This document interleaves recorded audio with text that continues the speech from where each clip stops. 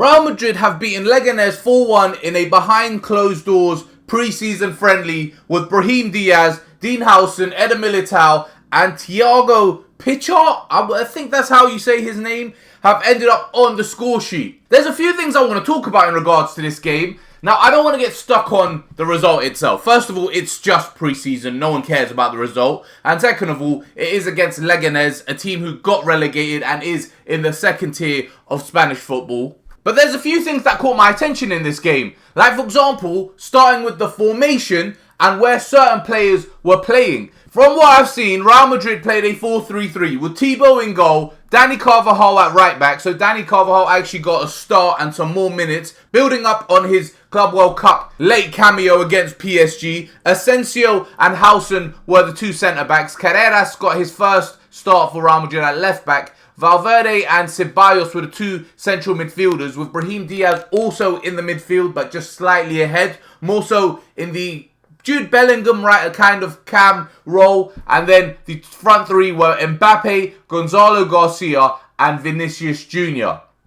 And the most important detail, and the thing that really caught my attention, is the fact that Vinicius Jr. looked like he was playing on the right. Now, this isn't the first time we've seen this. We saw this at the Club World Cup. At the Club World Cup, I think it was the game against PSG in the last game, Vinicius Jr. was playing on the right, Gonzalo Garcia was playing up top, and Mbappe on the left. And they did change around. So there was also times in the game where I think Vinicius was the striker and Gonzalo was the right winger and Mbappe was on the left. And then Mbappe also got his turn up front with Vini on the left. But all three played those positions. But you don't really focus on it too much because you just kind of assume that with Howson missing, with Trent missing, and with Real Madrid playing 5-back in all the previous other games, they've only played this formation and only put Vini at right wing because there was no one else. For whatever reason, Xabi Alonso didn't trust Rodrigo, or he didn't like Rodrigo when he saw him in the first game at right wing, and didn't play him there again in the whole tournament, and he had to play someone, and he wanted to play Mbappe or Vini in place of the missing Howson and Trent,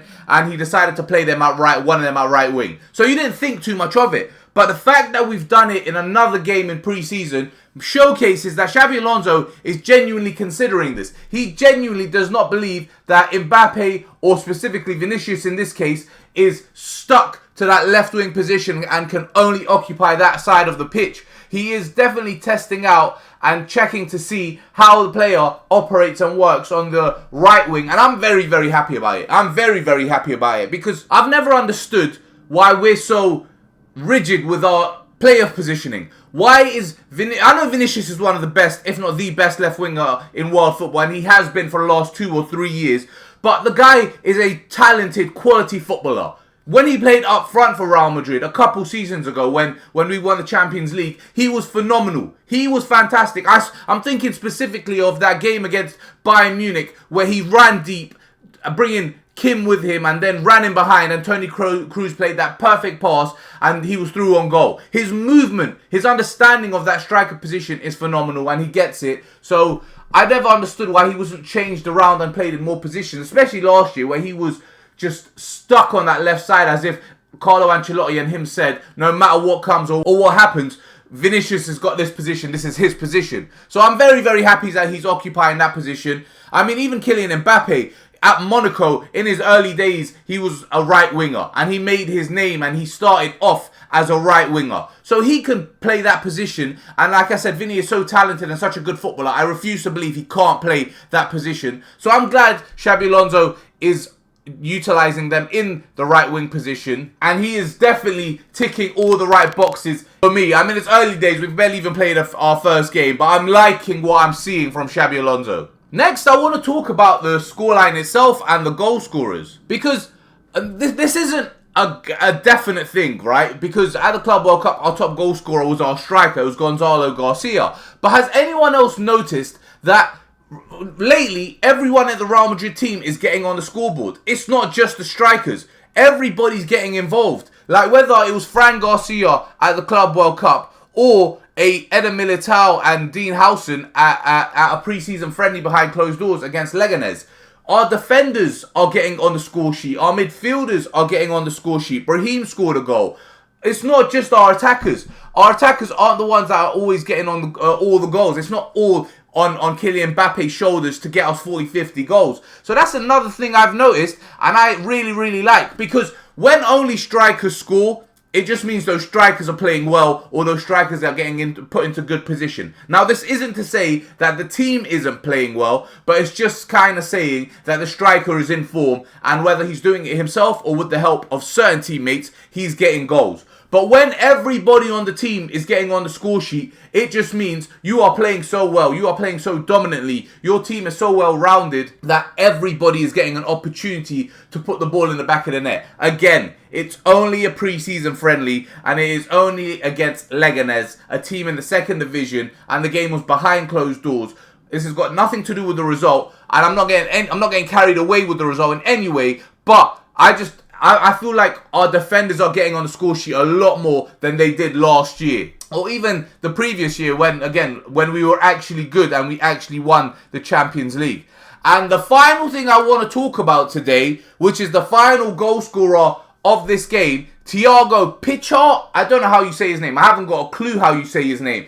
This guy, first of all, he got assisted by Kylian Mbappe, who I also heard was very, very good defensively and was tracking back a lot and putting in a shift, which, if that is the case, again, we don't know. It's just what we've heard and what has come out. Obviously, the club isn't going to allow bad things to come out. The game was played behind closed doors for a reason, but it does still get you excited. To hear these things, it gets you excited, because at PSG with Luis Enrique, Kylian Mbappe wasn't running. Luis Enrique couldn't get him to run. But at Real Madrid, apparently we have Kylian Mbappe running and putting in a shift defensively. But Kylian Mbappe was the assist provider for Thiago, who got the 4th goal in the game against Leganes. And I just want to talk about this kid, because he's a midfielder and a player who I had not heard about once. I had not heard this guy's name a few days ago. A few days ago, I did not know this guy existed. And then all of a sudden, I'm not only hearing that he's partaking in Real Madrid training sessions, but I'm also hearing that he's not only playing in games, but scoring goals. Really? Scoring goals. I am all for it, because he is a midfielder, and everybody knows that if there's one position we need help in besides centre-back,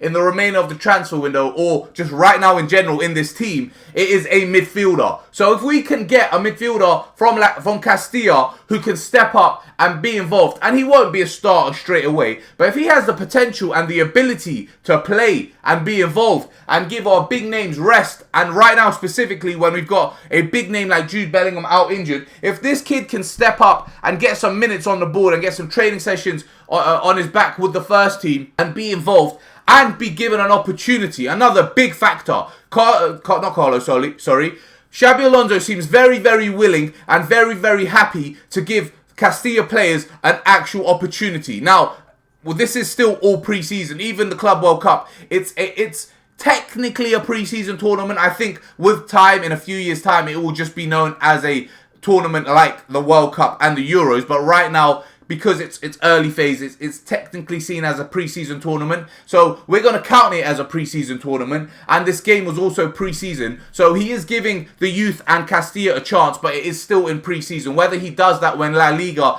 and the Champions League kicks off is a whole nother matter. But the sample size we have and the few experiences we have, he definitely is showing that he is very, very willing and trusting in the youth. And I am all for it, because like I said, I knew nothing about this guy a few days ago. I knew absolutely nothing about him, but now I am fully invested, and I cannot wait to actually see Thiago Pitarch, or I'm just going to say Thiago because I don't know how you say his surname. I can't wait to watch this guy play and see what he's actually about, because I've heard a lot of good things, but like I said, a few days ago, I hadn't heard this guy's name, like I'm sure a lot of Madridistas didn't even know this guy existed. But anyway, I'm going to call the video there. Thanks for watching, and peace.